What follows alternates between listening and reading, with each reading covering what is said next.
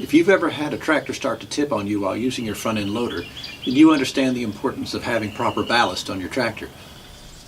I've wanted a ballast box for a while now and decided I would get this ballast box from Titan and modify it to my needs. And I'll show you in this video series how I turned this into this.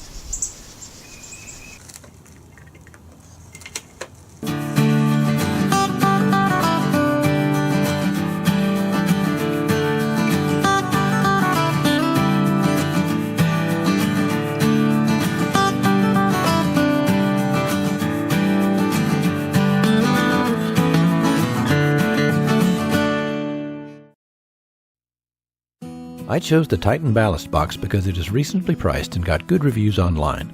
Here's some specs on it. It has an 800-pound load capacity, standard 3-point Category 1 hitch, a 2-inch trailer hitch receiver. It has pallet fork slots for easy moving, a sliding door for emptying sand or gravel ballast, 2 tool holders, a powder coat finish. It weighs 132 pounds, and currently it is priced at $299.95 on Amazon. I'll have a link to it on Amazon in the description. Here are the dimensions of the ballast box.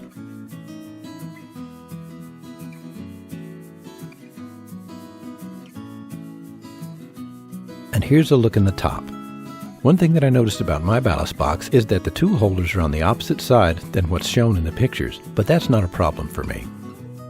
There's also a version specific to John Deere tractors. Besides being John Deere green, the only difference I see is that the lift pin ears are mounted higher. This is my latest tractor attachment.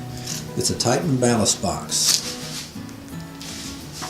Now, I forgot to start videoing when I was uncrating it. So basically, it was just encased in a single layer of cardboard.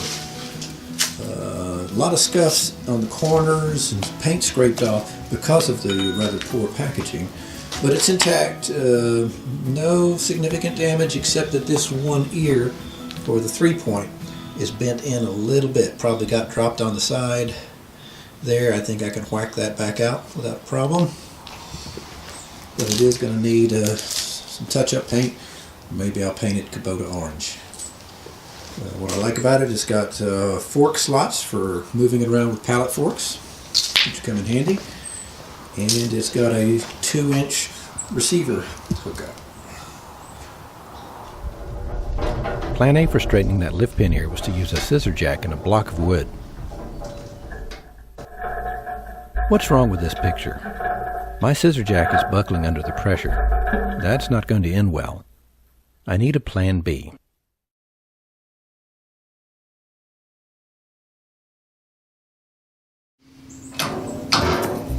My 8-ton bottle jack is plan B.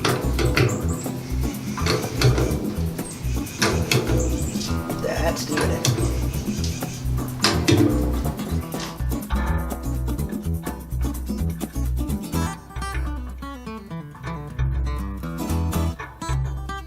Now that looks more promising.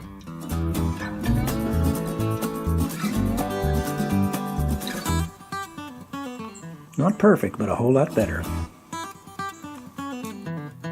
Let's put those lift pins on.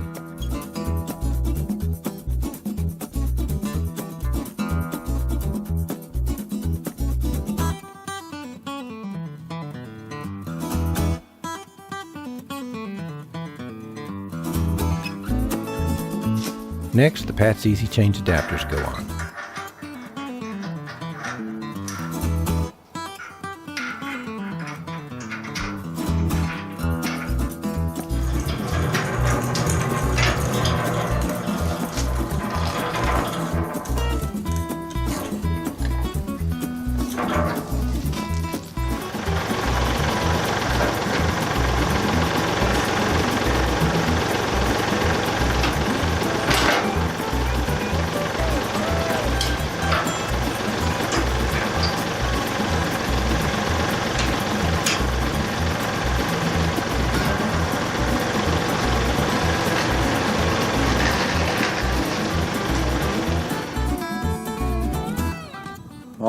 wanted to do a little work on my ballast box from Titan today, but unfortunately it's a little cold outside for my taste. So I'm going to take this to my basement workshop and work on it there, and you'll see what I'm going to do to it here shortly.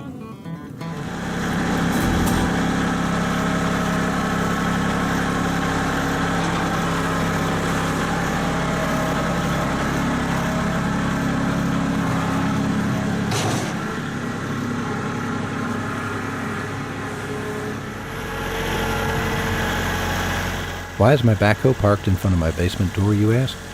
2 reasons. First, I don't have any other flat spot to store it, and 2, because I don't have my shop building yet.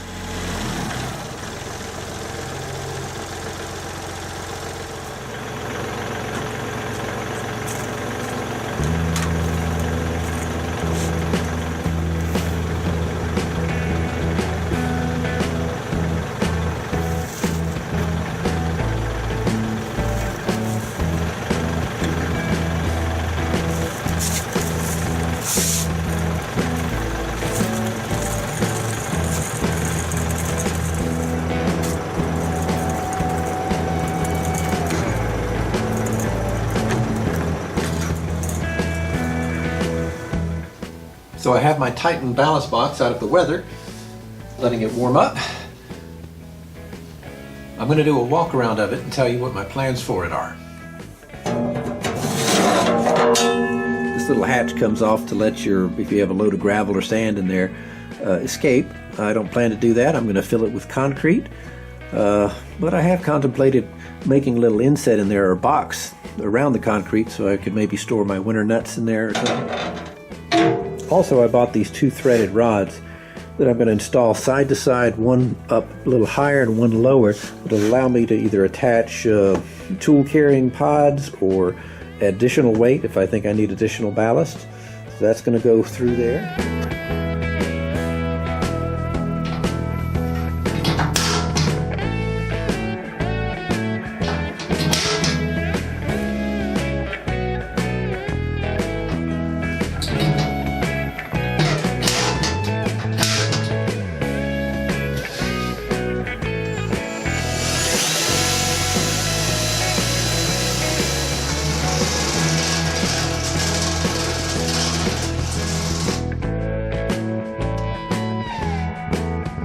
You know, maybe a little ear protection is called for.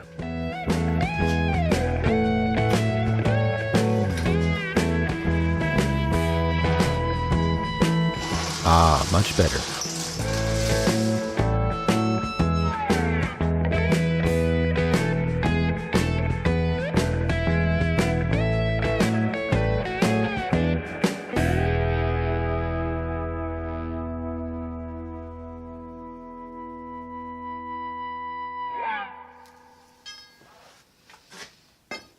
I'm testing the rods as proof of concept.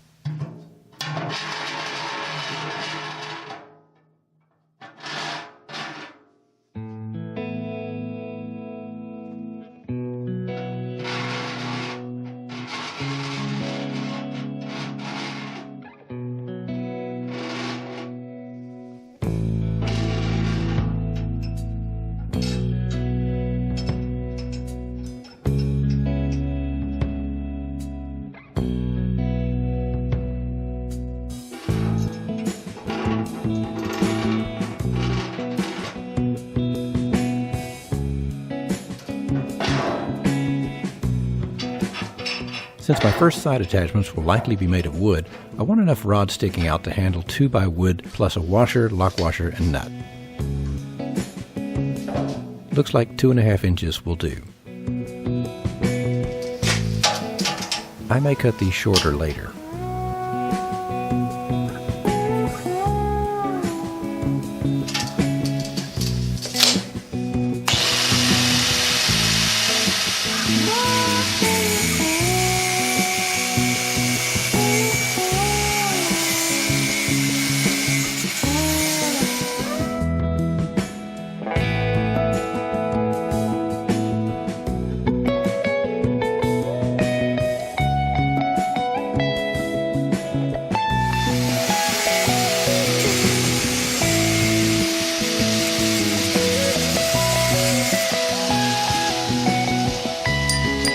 one of the things I have to figure out is how to keep these threaded rods from moving back and forth when I put nuts and bolts on them. There's really nothing to hold them except the nut on the other end.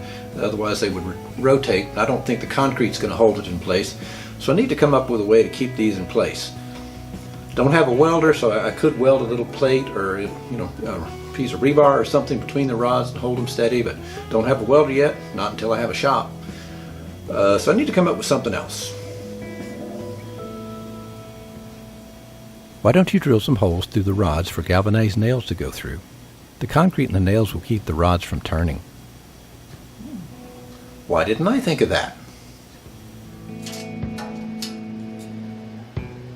So I measured and marked 4 inches from the sides on both rods, then drilled a 7/32 inch hole for 16 penny galvanized nails.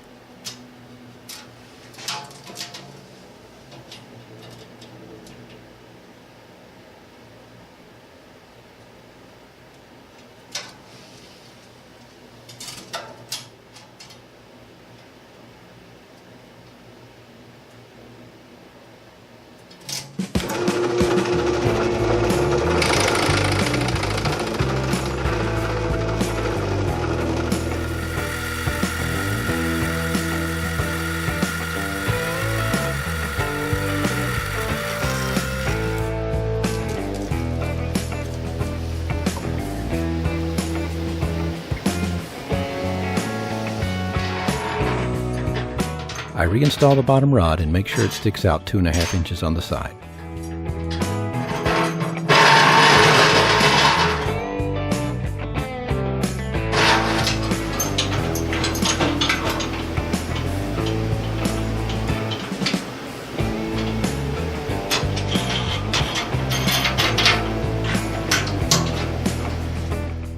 Then drop the nails in the holes.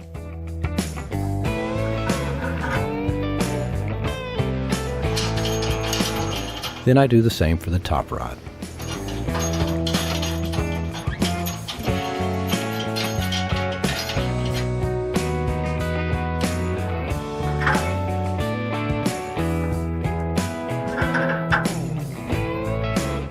I decided to take the lock washers off of the inside nuts and washers because, number one, they're just really not needed and they would actually create a problem about pushing the sides out.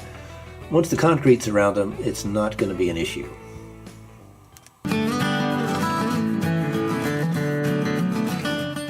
If you enjoy these videos, please help me keep them coming by clicking the like button, commenting below, and subscribing. Thanks for watching.